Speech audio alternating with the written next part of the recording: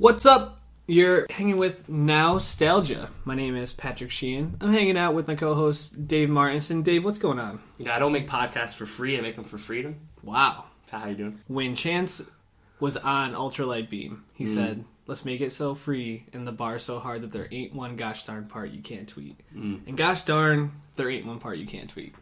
Yeah, man. Our podcast, you just see it. You can't see them. Audio only. We should just do this the whole time. Just only speak in Chance verses.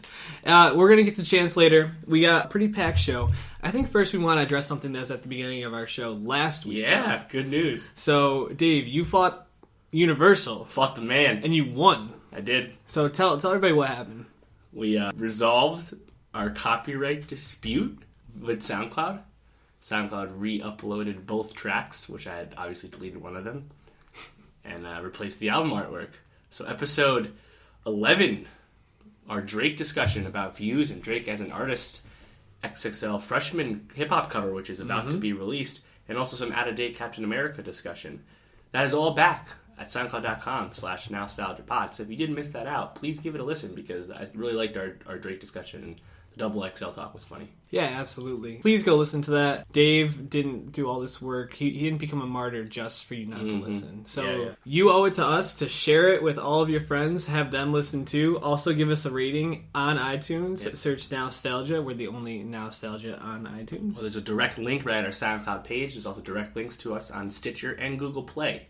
But iTunes review would be great. Thank you. So you got a lot of places to find us. We're going to start talking about Call of Duty and Battlefield. We talked about Call of Duty a couple of weeks ago, talking about how Call of Duty Infinite Wars is going to be a sci-fi war game. Yeah. Well, back then it was just rumored. It wasn't known yet. And now it is confirmed, right? Yeah, in Call of Duty Infinite Warfare by Infinity Ward.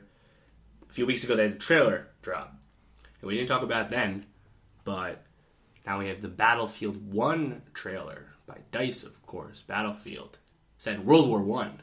So I figured that interesting contrast was worth bringing up. Yeah, and I think our discussion a couple weeks ago, I think you were a little bit more excited for the futuristic aspect of Call of Duty, and I was a little bit more along the lines of if it ain't broke, don't fix it. Right. And this move kind of went in a different direction than both of those. Right. So there have been World War I, World War II games in the past. Mainly World War II. World War I as a first-person shooter, not too popular just because Trench the warfare. general thinking before was exactly that. Trench warfare, slow fighting, right? Limited automatic weapons. Right, and actually the chairperson of EA basically turned down the idea when it was first pitched to him, and he only accepted it after he played a demo and said that this will be fun to play. Right. So we aren't the only ones who think that this is an interesting, well, at least I think it's an interesting move. I can't speak for you. I mean, what do you make of them going in such a totally opposite direction? I mean, I really like it just because if it was just Battlefield 5, sequel to Battlefield 4, present-day military shooter, I don't think that would have pushed the needle enough. I mean, it would have been on current gen, it'll look great, a lot of stuff, tons of people in your game, all the great stuff that Battlefield does.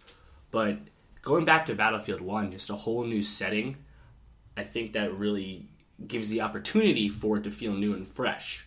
Now, if it's just the same game, it still feels like, how Battlefield always does, won't have as big of an impact. Either way, though, the fact that it's so different than Call of Duty this year, which is going farther in the future than it ever has before, the fact that they're so far apart, I think, compels people to play both games, which is a good thing for everyone, I think. Yeah, and I think kind of along the lines of what you're saying, it makes a lot of sense to create that niche, to create something different within such a looted field where it can seem like a lot of the games are very similar.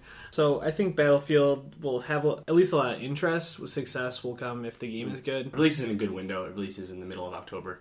So before Gears 4, so it gets out ahead of Call of Duty. It's a good release time, I think. A lot of shooters this year, so it'll be interesting. So following along with the video game discussion, there was a trailer that came out this past week for Assassin's Creed. Yeah, Assassin's Creed. Fassbender, the god, real god, Fassbender. And also Marion Cotillard. Yes, they're both from reuniting. Nolan fame. Yes, of course, they're reuniting from Macbeth, which came out last year. The same director is directing this movie. Assassin's Creed, there's no game releasing this year. They're actually taking the year off, which is a great idea. Avert that franchise fatigue, make a better product for 2017. Love the move.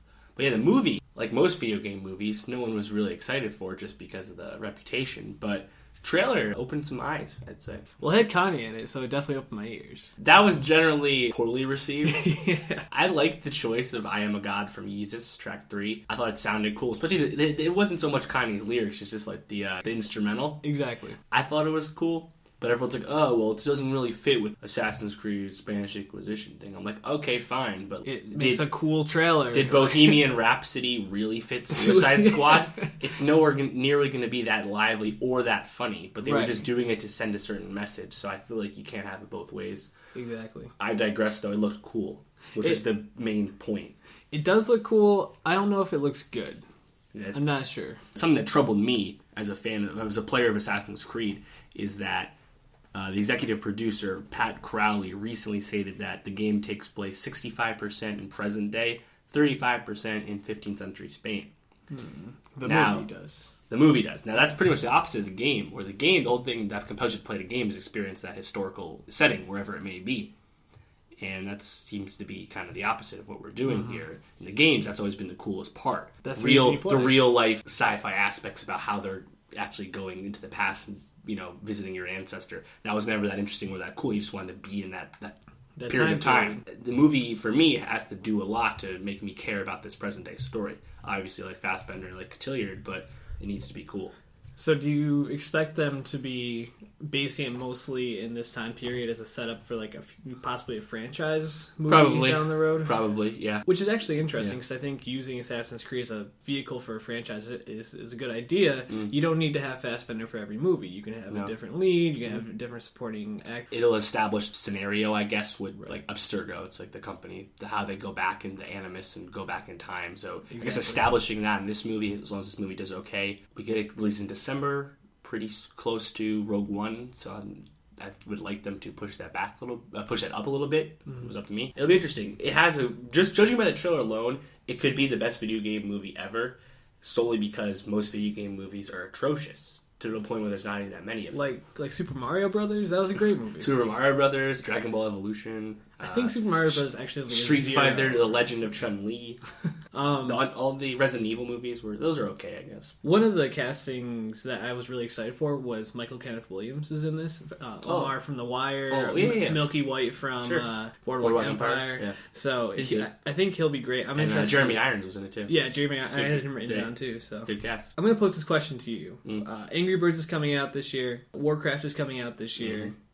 Assassin's Creed is coming out this year. Yeah. What would be a video game franchise that you would like to see made as a movie? Good one. A lot of choices. Uncharted on PlayStation. Uncharted 4 just came out, being very well received. Nathan Drake, an Indiana Jones of sorts, very compelling guy. I think that could... It sounds easy to adapt to film successfully. I think that's a no-brainer. My personal choice would be Halo. Xbox, of course, but... Halo's been in talks. Peter Jackson initially attached to that back in the day. Really? Never got off the ground. BioShock never got off the ground. Gears of War never got off the ground. Forgetting a bunch of them. That's the problem with video game movies is there's always good concepts and they never go anywhere. Usually the scripts never get finished. What would you think about Grand Theft Auto movie? That's an interesting one because Grand Theft Auto... With Vin Diesel starring. Grand Theft Auto is basically all about like American masculinity, and that's kind of something that we already know and see all the time in film. So I don't know how a GTA movie exists without feeling super generic and just... It's like the Expendables in the real city. Like, I don't know if anyone wants that. Another one I thought, what about Fallout? Sure. Yeah, I feel like Fallout would be interesting, especially with the new game where, I guess I'm biased because I like that they're in the Northeast for that game and they're basically around Fallout 4 is in Boston. There's definitely a lot of good ones. I think BioShock was a great choice that you made. That'd be a really interesting story that I think could pretty easily be adapted into a movie, have some good... I think Uncharted off the bat probably sounds less expensive because it doesn't, like, right off the bat, Gears, BioShock, Halo, there's a lot of CGI, a lot of effects you need to do. Even if you want to go practical, like, it's just going to be expensive to make these movies. I think Uncharted could be on the cheaper end. I think just my 12-year-old self always wanted to see a Legend of Zelda movie. Especially of course. After Ocarina of Time. Everyone says that all the time. I mean, Nintendo recently, funny you say that, Nintendo recently talked about doing some properties in that light. Even if they did Zelda animated, just doing it, period, I think would be a big hit. So, also, Metroid, Samus, would be another one too. That would be a really good one. There's a lot of good properties. Someone's got to. The problem with this year, right? Angry Birds was pretty successful last weekend overseas. Made about $43 million in Europe, Africa, Middle East. It'll open this week, Friday, day of release for this episode, of course. In America, should do fine, right? It's an animated movie. It's tracking well. Sure. Don't really see it as a video game movie per se, so much as I see it as a kids movie. Also weird that it's doing this well, considering it seemed like the Angry Birds window for success was a long time ago. Angry Birds is still popular, but not nearly as popular as it used to be. Problem is, Angry Birds won't kick the video game trend. Assassin's Creed and Warcraft, I think, both need to do good. Problem is, I don't have a lot of faith in Warcraft. It looks very CGI heavy. The dialogue that's in the trailer is nothing too great. And if that looks like an expensive movie to make, a lot of CG, if that flops, then even if Assassin's Creed does okay, nothing changed. And that's my fear with this year. Well, I think we'll definitely see, and I think as Hollywood's looking for some fresh ideas and trying to move away from just doing remakes all the time or sequels, video games will definitely be dug into more for storytelling. Speaking of storytelling, there were a couple of albums that came out over the last couple weeks, and we're going to touch on, I think, all of them at some point. But the two that I think we wanted to start with were Kaytranada's 99.9% and Chance the Rapper's Coloring Book. Right. Why don't we start with Kaytranada? So he's a producer with Haitian and Canadian background. He is called a SoundCloud star. He basically dropped a lot of remixes on SoundCloud, and that's how he became very popular. He's 23. And he drops his first album. He actually produced a song on Chance's Coloring Book. All Night. It's funny that Kaytranada is a SoundCloud star because I mentioned in the Double XL episode 2 weeks ago about Lil Uzi Vert, and he's another SoundCloud star on the hip-hop end. But SoundCloud has recently been getting stricter on DJ mixes on the platform, where they're being harder on anything that's not 100% your rights. You know, even if you're not profiting off it. If you're making mixes, they're being a lot stricter on it. So someone like Kaytranada probably would have a harder time being successful if he just started his career now. But nonetheless, here's his debut album, and everyone really likes it. Yeah, it has a really interesting sound to it. And I think one of the things that stood out to me, because it's a very chill sound throughout the whole thing. I mean, there's, 15, 16 songs. There's only 4 tracks that don't have a feature on it, and every one that does have a feature, the feature isn't the thing that stands out. It's always the beat. It's always the direction and the way that the song is structured that I think makes it such an interesting and unique album. I think especially, and I know we're probably going to talk about this a little bit more, but a great example is the song Glowed Up with Anderson .Paak, which Anderson .Paak, which I think is one of the biggest hits off this album. It's a song that halfway through totally changes. Yeah. It basically stops and totally changes. Yeah, it's one of those songs you look up are surprised that the song didn't change because you just assumed it was a song change. It's weird. Right. And I think that is something that you see throughout is songs like Together with Luna George, which is basically just a hook. I love Luna George. I mean, Luna George is awesome. I love her doing work with Disclosure especially. I think that they made White Noise is one of my favorite Disclosure songs. But that whole song is basically all hook. I mean, it's not a traditional song. You have Luna George, who's a rising star in music right now, and you're not really even using her to pimp the song. It's just as another instrument, almost in a way. And that's the only part that really lacks on this album too. Is the lyrics are pretty standard for a hip hop album. Yeah, Vic Mensa on track 5, Drive Me Crazy. He starts out good, and then he just kind of falls off the song. He's not even there anymore. Pack's there. Sid the Kid, formerly of Odd Future, is on here. Fonte, funny enough, is here. But overall, it's kind of sparse in the features. And that's fine. The album's an hour long. Biggest takeaway is it's just so cohesive. It doesn't really feel like there's much filler. And EDM with also, soul, clear hip-hop influences. Right. Yeah, soul, funk, dance. It's really, I think we said it's really chill vibe. And I think, like you said, one of the things that really keeps it cohesive, and I think off-air you compared it to Flying Lotus, is that definitely it's not so much about who it is, but it's more about what it is. And this is such a cohesive sound, even though it is so strange and kind of disjointed at parts, which actually works really well with this kind of music. Yeah, I like 99.9% by Kaytranada more than Flying Lotus's most recent studio album called You're Dead. That album was only about 38 minutes long, but it didn't feel nearly as cohesive. But it's very similar. Flying Lotus is kind of a similar guy. He's more on the producer end. Kaytranada is obviously still on the come up, obviously getting really well known.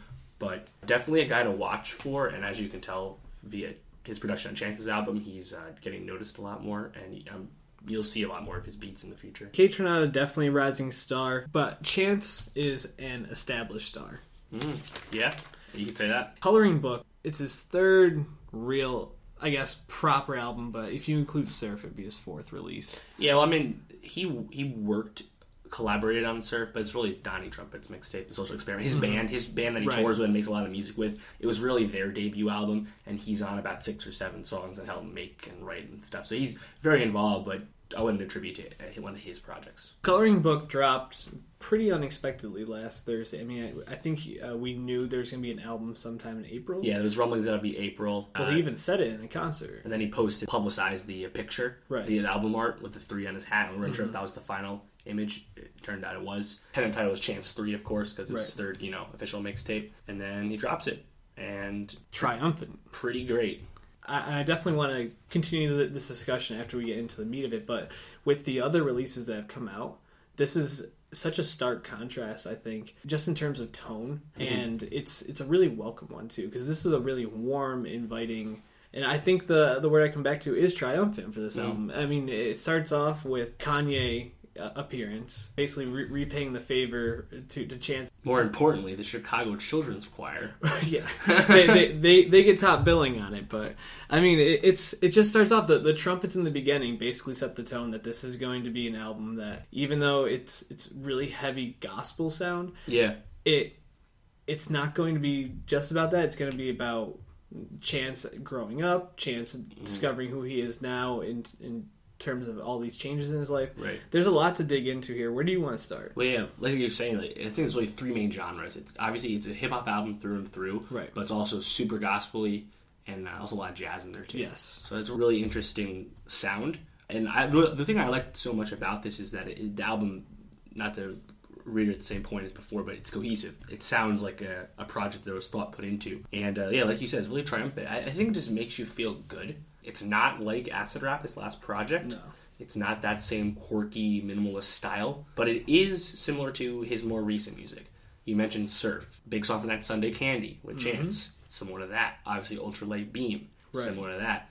His song with Macklemore on Macklemore's new album called Need to Know, very similar to that. So I think we kind of known Chance was going in this direction for a while. I mean, as a guy who was like raising money for and getting coats for kids in Chicago for the winter, right? Like, we've known that he's seems to be like a really good guy, and he wants to do more through his music. It's just really interesting to me how revered he is for a guy with only 3 mixtapes to his credit, none of which were for sale. Even though technically you need to have Apple Music to listen to this initially. Yeah, I mean, I think only Kendrick can rival him in terms of being a critic darling at this point. I mean, I think everything Kendrick does is seen as a positive and a smart career move, and Chance is pretty much the same. Yeah. Speaking about his verse on Ultralight Beam, which I think was really his proclamation that he's about to take over the world. I almost feel like Ultralight Beam was taken from this recording and put on there because it sounds so much like it belongs on this album. I also think it's interesting, just this is my last Life of Pablo part before I decide to not talk about Kanye for the rest of this podcast and maybe the next 10 podcasts. The whole reason that the Life of Pablo got held up was because Chance was so adamant that Waves had to be on the album. #thank Chance. It makes so much sense because Waves, it seems almost like it's thrown into the middle of the album, which is so full of paranoia and darkness, and then Waves is so positive, and you can just tell that Chance is like, yo, you need to throw some positivity in your life. Remember the good thoughts. I think there's almost a lyric about that in one of these songs. Well, that's the thing, Life of Pablo is a hip-hop album with gospel overtures and stuff. Chance's Coloring Book, there's some gospel in here. Your favorite rapper is a Christian rapper. Right. It's clear that the God influence is there, but the album is a great listen. All we got, it's just Kanye's super auto-tuned contribution to the song is alright. It's kind of catchy. Yeah, the project starts really upbeat with that song and then No Problem, which I think is fantastic. With Lil Wayne and 2 Chainz. I just want to say, I think it's still amazing that Lil Wayne uses the lighter flicking sound before every single verse he does. It's like his ad lib. It's amazing. Yeah, I want him to always have a lighter with him, so if I ever talk to him, he can do that right before. Yeah, some of his best rapping in a very long time too. So shout out Chance for that. Yeah, and it's also interesting that this 2 is Chainz had some funny lines too. Song kind of about not being held down by record label when he's in such a big record label dispute with Free Weezy. So yeah, and 2 Chainz done that song as well. And then we move on to Summer Friends. Jeremiah. With Jeremiah and Francis and the Lights. And then Dram, which is a song that I guess I haven't really gone back to listen to much. But yeah, well, it's really just highlighting his name's Drum. He's like a rapper singer. Okay. Who opened up for... I first heard of him when he opened up for Chance's last tour last fall. The tour was Chance, Tokyo, who's on the song Bieber on this project as well, Drum, and Metro Boomin, obviously, the very hot producer. Metro Boomin, Don't Trust You. You know, you heard in our intro until recently.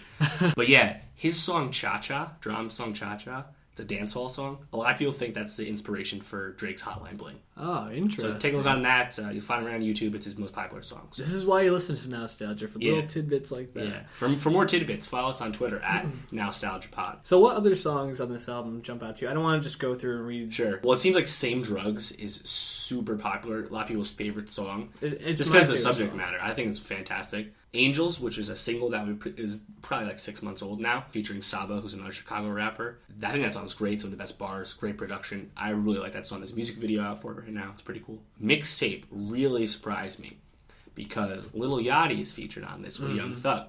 2 weeks ago on our Double XL Freshman list, I briefly name dropped Lil Yachty. Yep. But I'm not a huge fan of his music. I never really liked him, and I was afraid that this song would not be that good. But he comes with like a great he verse. Kills it. I thought he did great. I was really impressed. Honestly, I thought all three of them together. I mean, I had never heard Lil Yachty. I thought Chance and Young Thug was going to be interesting. You know that I think everybody is Young Thug, right? Who I don't know. Yeah. So I thought Young Thug was going to be interesting, but kind of reading a review, I thought it was a great point that it's a song called Mixtape.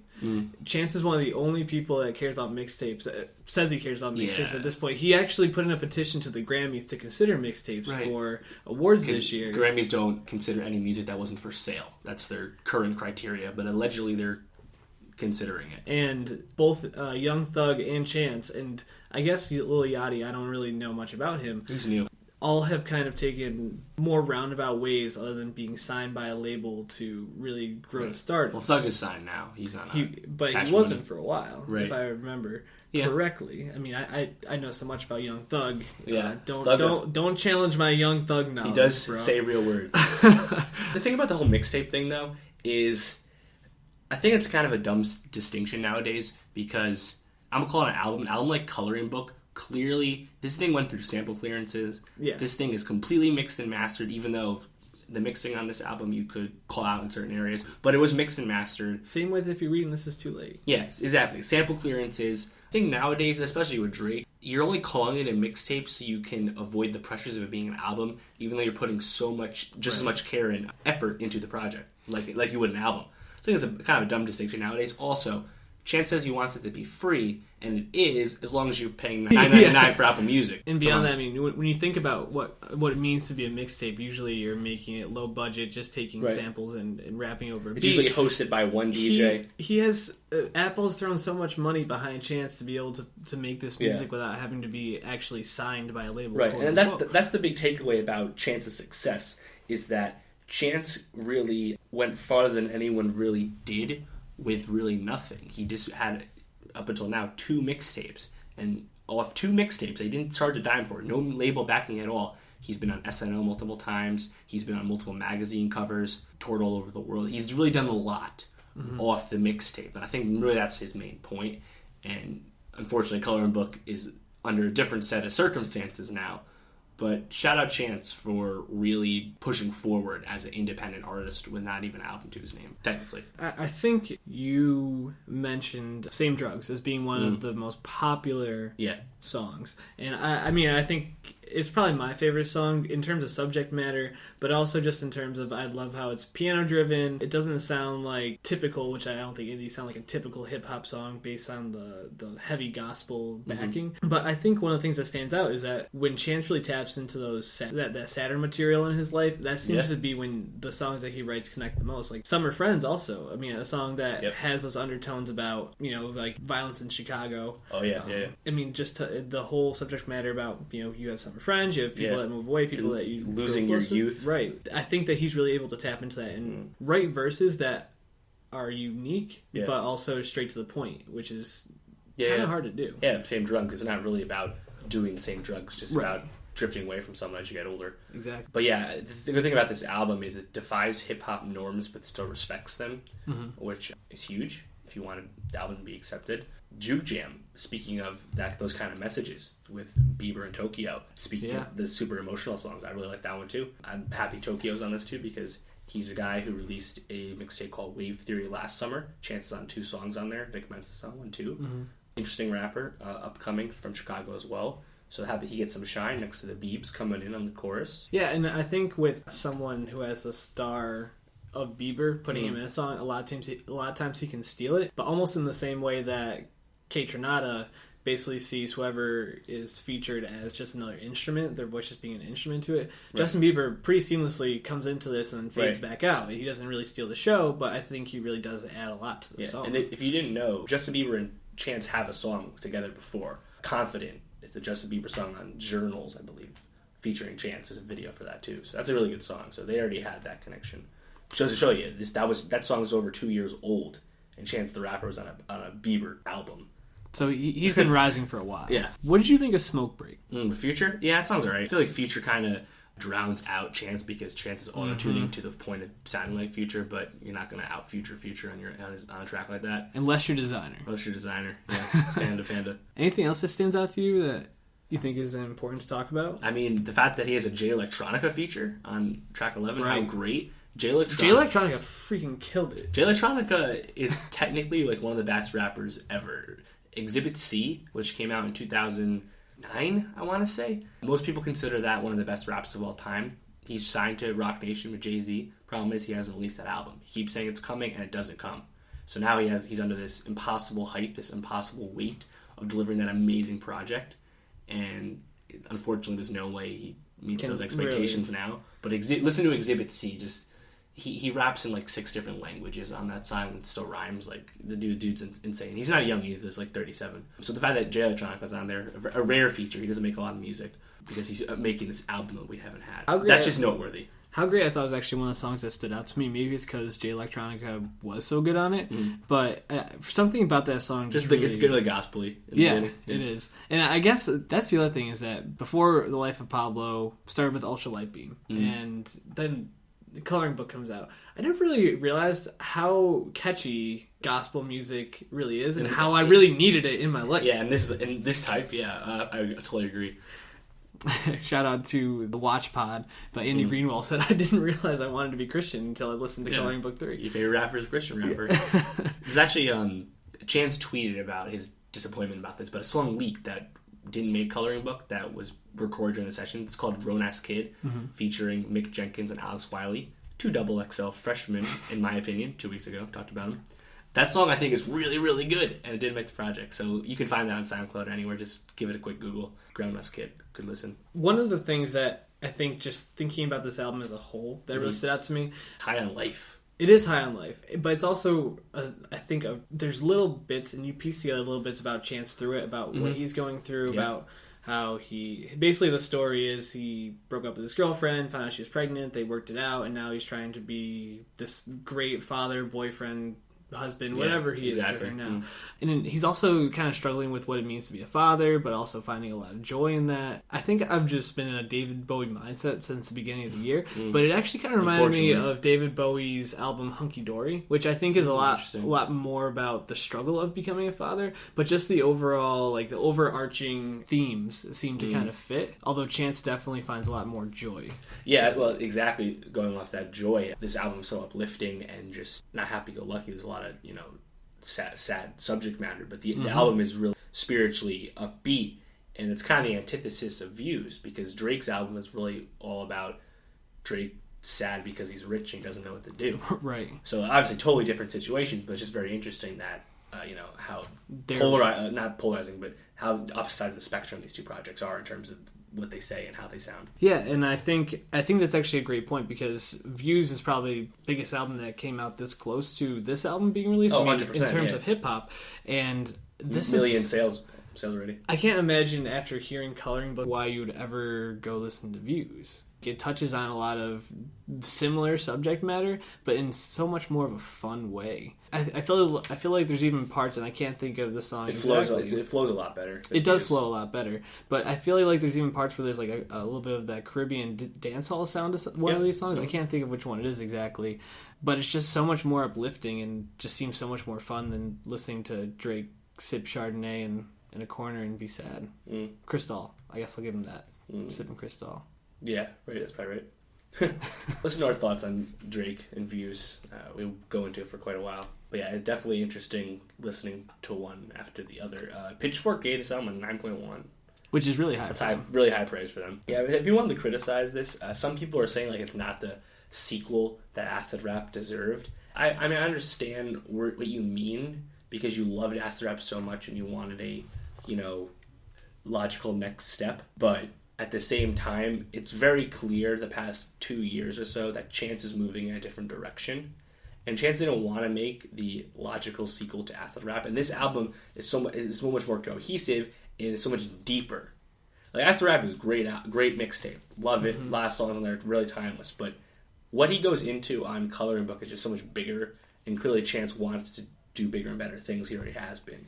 Think about if Kanye was still making the sequel to College Dropout. Yeah, you need to change direction. You need to explore your creativity, and that's what I mean. He's not a high schooler anymore. He's not. No. He didn't just get kicked out of high school. Well, that was his first mixtape, right? But then he didn't just do a bunch of acid and make songs. So, I mean, it makes so much sense. And I'm not saying you can't criticize this, but I'm saying like it's a logical progression.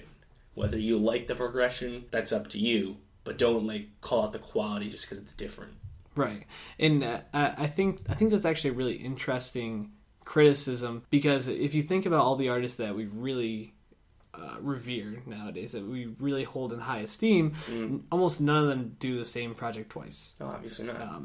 Because they would become boring and stale, which is that's the whole point. Which is the whole reason that rock is struggling so much right now, because people struggle with wanting what they had and not wanting to change into something new. Which I think we will someday have a more in-depth discussion about the problems with rock and roll right now. I have notes on it. Do you have anything else you want to say about this album? Just definitely give it a listen. Supposed to be free, Chance. It's a mixtape, but you took it off datpiff.com, which is a mixtape site. It was still pretty cool that you put it on DatPiff. It's going to be on Spotify soon, so right. You don't have to actually get Apple Music. And listen to Grown Ass Kid, the song that leaked. It's on YouTube, it's on SoundCloud, it's just a leak, it's out there. It doesn't get taken down. You're not doing anything wrong by listening to the song. Really good. And you'll see why I like Mick Jenkins and Alex Wiley on there, who were double XL freshmen in my book. I think that we've talked enough for 1 week. If you like the podcast, please go rate us. Go to iTunes. Go to SoundCloud. There's a link to our iTunes through there. Yep. Listen to all of our podcasts over again. Give us more clicks. Share with your friends and family. Definitely listen to the Drake one if you missed it.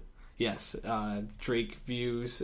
Hear why I don't think Drake's a very good artist. Dave, if people want to hear some of your terrible Yankee takes on Twitter, where can they go follow you? There's really nowhere to find those takes. They don't exist. But if you want to find excellent Yankee takes, you can follow my sports podcast at soundcloud.com/mercyrule, Mercy Rule Pod on Twitter. But if you want my personal tweets, at Martin Swagger, MartinSwagr. Follow the show on Twitter at NowStalgiaPod. Let us know if you have any ideas or feedback or anything cool or bad to say. Yeah, absolutely. Hit me up at Sheeny World Peace, SheenyWorldPeace.